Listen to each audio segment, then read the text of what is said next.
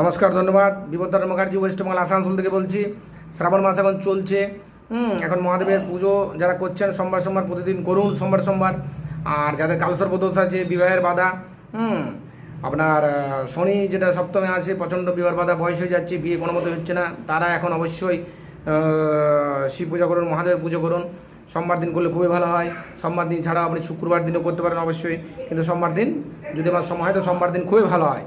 সেই জন্য প্রথমে বলছি যে আপনার শ্রাবণ মাস তো আছে, যেটা আছে ভাদ্র আশ্বিন মাস, এবং প্রতি শুক্লপক্ষের একটা সোমবার মহাদেবের পুজো করুন। আপনার যেটা আছে বিবাহের বাধা, আপনার যেটা যদি কালসর্প দোষ থাকে, কালসর্প দোষের আপনার মুক্তি হবে। কারো যদি ফাড়া থাকে, তাহলে মহামৃত্যুঞ্জয় যে কবচের মহামৃত্যুঞ্জয়ের ইফেক্ট যেটা আছে, শিবলিঙ্গে পূজা করলে খুব দারুণভাবে কাজ হয়। সেই জন্য যেটা আছে শ্রাবণ মাস পার হওয়া যাওয়ার পরও আপনি প্রতি মাসে শুক্লপক্ষের একটা সোমবার কমসে কম মহাদেবের পুজো করুন। ফল, জল, মিষ্টি এগুলো খাবেন, আর অন্য কিছু খাওয়া চলবে না।